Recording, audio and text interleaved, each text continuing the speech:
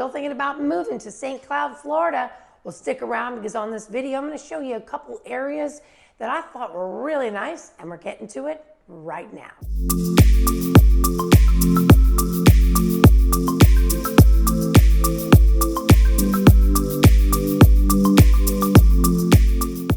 My name is June Kranick, and on this channel we do videos every single week of what it's actually like to live, work, eat, sleep, play, invest, vacation, all things when it comes to living in Orlando and Central Florida.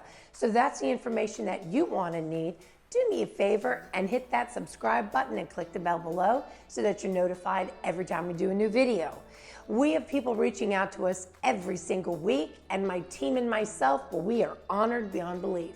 So if you're thinking about moving to Orlando or Central Florida, or purchasing a second home or investing in a vacation property, well then shoot us a text, give us a call, send us an email, however you wish to connect, because we got you covered when it comes to moving to Orlando and Central Florida.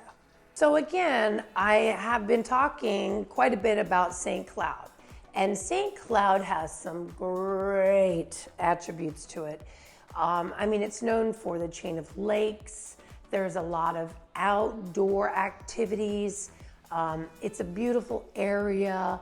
You can still see open space and cows and land, and you can breathe. And then there's some things that maybe they need to work on a little. I mean, it is getting a little more congested. I personally feel they need more restaurants. It's got a limited menu of restaurants and whatnot. So there's some, ebb and flow.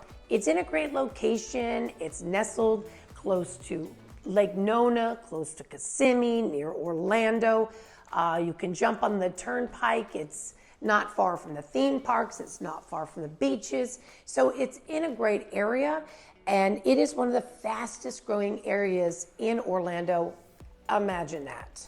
And like I spoke on one of my most recent videos, that the real estate market is cooling down. Hooray! Yay! I think everyone in the real estate business, besides maybe a few listing agents, are very excited that it is slowing down.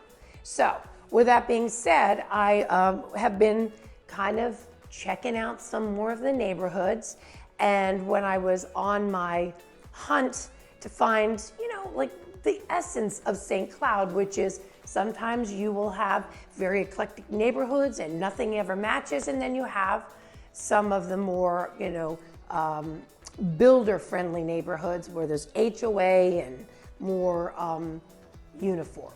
So I came across an area called Sunset Grove, and as I drove in, I thought, wow, this is really pretty unique, and I could not put my finger on the builder.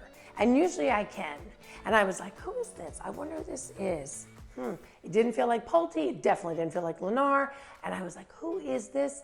And I found out it was MI Homes.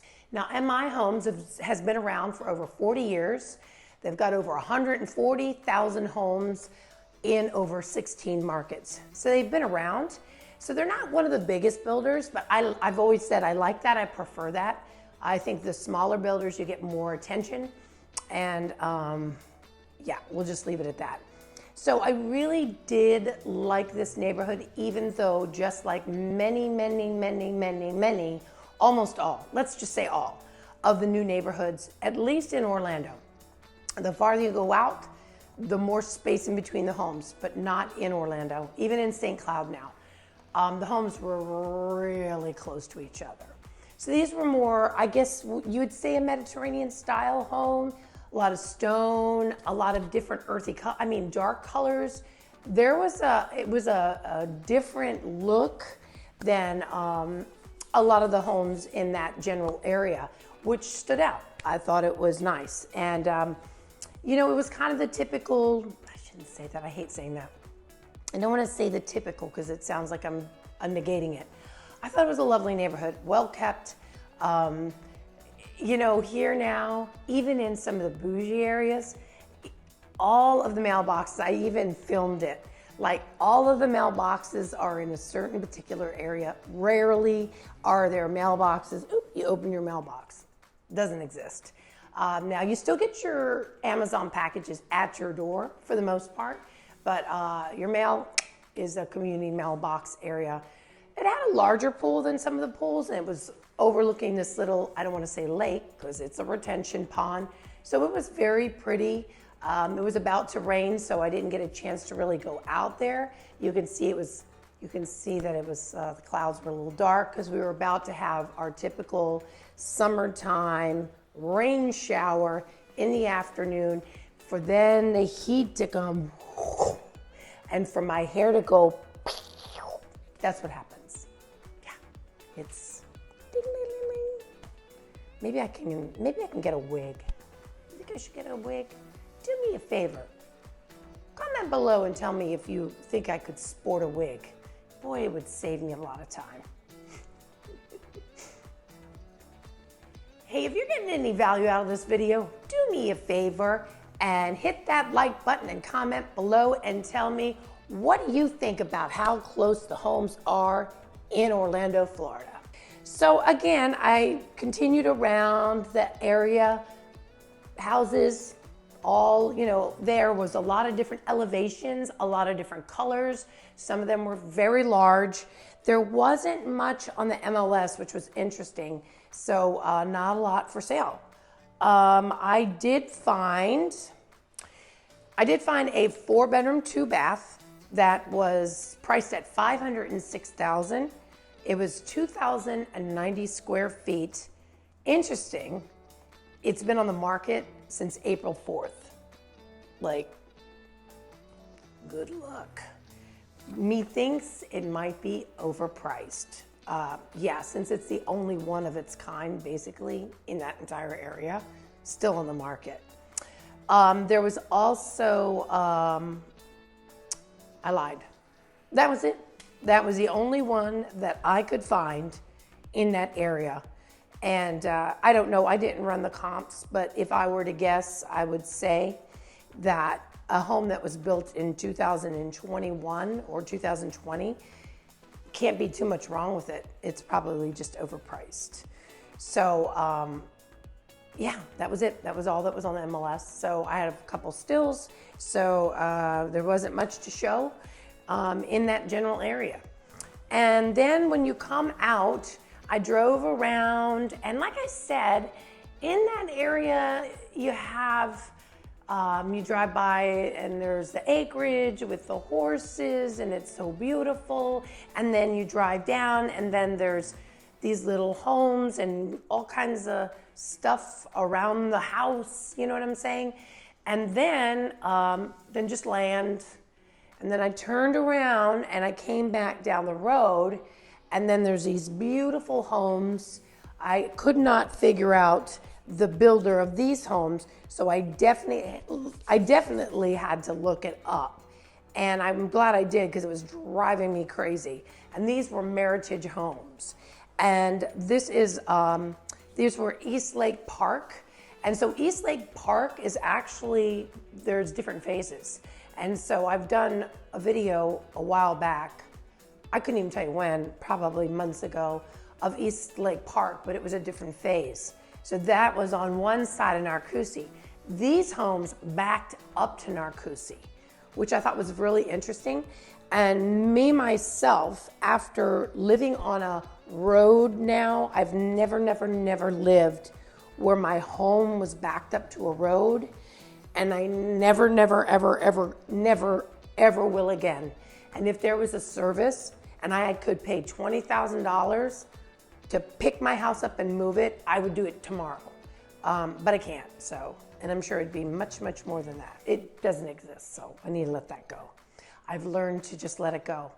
I try and like to grow trees and, whatever. It is what it is. This is why I'm passionate about relocation, because when you buy long distance, you don't take things into consideration and you make mistakes. Hence the mistake. The rest of the house I dig, besides how close I am to my neighbors. But anyway, even though my neighbors are lovely. And by the way, my neighbors are so quiet that they have a new baby that I didn't even know she was pregnant. I'm like, Am I that self-absorbed that I did not know that she was pregnant? Like, I thought they only had one kid. I feel very bad about that. Maybe it's their niece or nephew or whatever. So anyway, moving right along. There was a 7-bedroom, 5 bath that was 5,114 square feet. That is a big flippin' house. And there's a still on that house for $850,000, which was sold on April 5th. They slid into home base with that one. They did well on that house. I wonder what they paid for it originally. Probably much less. Not a whole lot. They did just fine on that house, but there's a couple of stills. What I really like about this house is the pool area. They did a great job with their pool area. And there was also a 4-bedroom, 3.5 bath, which was it was 3,145 square feet. And this house was $659,900. So both of these were really nice. But again, these back up to Narcoossee, which was, I never knew, who, there's no signage or anything. I always saw these kind of big houses. So you see the footage, I'm driving and I'm just seeing these pretty houses, and they all back up to Narcoossee. So, and Narcoossee is 3 lanes, 6 lanes. Would that be 6 lane or 3 lane? You know what I mean? 3 lanes on one side, 3 lanes on another. It's a pretty big road.